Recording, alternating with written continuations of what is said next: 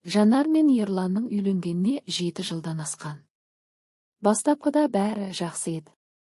Жас отбасы болашаққа үлкен үмітпен қарады. Үй, көлік, жақсы жұмыс, бәрі болды. Тек бір нәрсе жетіспеді, бала.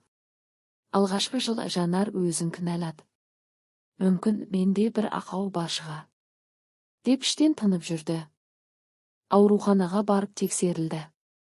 Дәрігерлер, Жанардың денсаулығы жақсы, ешқандай кедергі жоқ деді. Ерланды да тексерілуге шақырды, бірақ ол бірден қарсы шықты. Не, енді мені кінәлайсың ба? Әр қазақтың қанында ұрпақ бар. Сенде бірдеңе дұрыс емес шығар деп ашуланды. Сол күннен бастап Ерлан өзгере бастады. Үйге кеш келетін болды, Жанардың көзіне тіке қарамайтын, жақ ашса ұрсады. Ара-тұра ішімдікке де салынды. Туыстарының алдында Жанарды кінәлап сөйлейтін. Бала көтере алмай жүргені бір өзінен деп. Жанар жылап жүріп, үнсіз бәріне көнді. Ана болуды армандап, әр ай сайын үміт пен күдік арасында күй кешетін. Құрбыларының балаларына қарап көзінің жасын тыя алмайтын. Шудай ашса да, Ерланды тастап кетуді ойламады. Бәлкім бір күні бәрі өзгереді деген үмітпен жүрді. Күндердің күнде Жанар ақыл тоқтатқан құрбысымен сөйлесіп, бір кеңес алды. Ол Ерланды көндіріп, толық медициналық тексерістен өтуді талап ету керек деді. Басынан біраз айқай-шу өтті, бірақ бір күні Ерлан амалсыз келісті. Іштей сенімді еді, менде бәрі дұрыс. Алайда нәтиже керісінше шықты. Дәрігердің сөздері Ерланның бүкіл әлемін төңкеріп тастады. Өкінішке қарай, сіздің бала сүю мүмкіндігіңіз өте төмен. Бұл туа біткен жағдай. Ерлан алғашында үндемеді. Кейін қатты ашуланды. Дәрігерлерді, зертханаларды, тіпті Жанарды кінәлады. Бірақ шындықты өзгерту мүмкін емес еді. Біраз уақыт Ерлан өз-өзіне келе алмай жүрді. Айналасындағы әлемге деген сенімі шайқалды. Бір күні кешке Жанарға қарап, неге үндемедің? Неге мені сонша жыл жаманатқа қалдырдың? Деді. Жанар көзіне жас алып, үнсіз жауап берді. Сен мені тыңдамадың, Ерлан, сен мені адам құрлы көрмедің. Бірақ мен сені бәрібір жақсы көрдім. Себебі кінәлі болу ұят емес. Кінәні мойындамау ұят. Сол түні Ерлан ұзақ ойланды.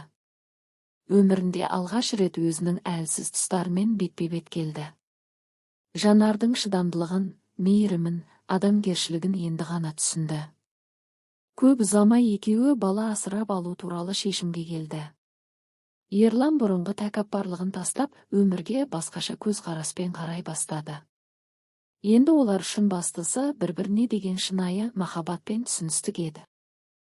Жанар мен Ерланның өмірі бала асырап алғаннан кейін мүлде өзгерді. Олар кішкентай Алдияр есімді сәбиді өздерінің ұлындай көріп, бауырына басты.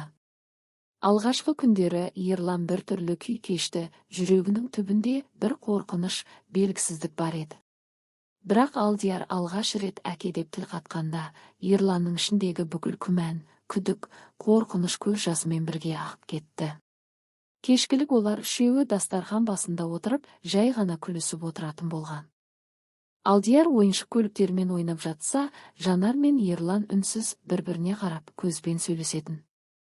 Бұл көзқараста өкініште, шүкірде, риза көңілде бар еді. Бір күні Алдияр ауырып қалды. Түнгі сағат 3-те ыстығы көтеріліп, мазасы кетті. Жанар дәрі-дәрмек әкеліп жатқанда, Ерлан баласын құшағына қысып, ештеңе етпейді, балам, әкең қасыңда деп сыбырлады. Сол сәтте ол шын мәнінде әке атанғанын сезді. Ол үшін енді маңыздысы кімнің қанынан туғаны емес, кімге жаны ауыратыны еді. Арада бірнеше ай өтті. Ерлан бұрынғы әріптестерімен кездескенде, олардың бірі жай сөз арасында айтты. Бала асырап алыпсыңдар деп естідім. Батыл қадам. Мен болсам, біраз ойланып қалар едім. Ерлан бұрынғыдай емес, ашуланбады. Тек сабырмен жауап берді. Бала Құдайдың аманаты. Қан тек дененің жалғасы, ал жүрек рухтың. Менің балам менің жүрегімде. Жанар осы сөздерді естіп, ерін білдірмей жымиып қойды. 7 жыл бойы іште жиналған жаралар енді толық емделгендей болды. Ерлан өзгерді.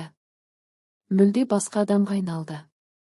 Ол енді әйелінің қадірін түсінді, баласының әр қадамына қуанды, өмірді бағалай бастады. Бір күні Алдияр бала бақшада менің отбасым деген тақырыпта сурет салды. Суретте 3 адам, қол ұстасқан әке, ана, және өзі. Үстінде жазу: менің ең мықты әкем мен мейірімді анам бар. Жанар суретке қарап жылап жіберді. Бұл жылау бақыттың, шүкірліктің көз жасы еді.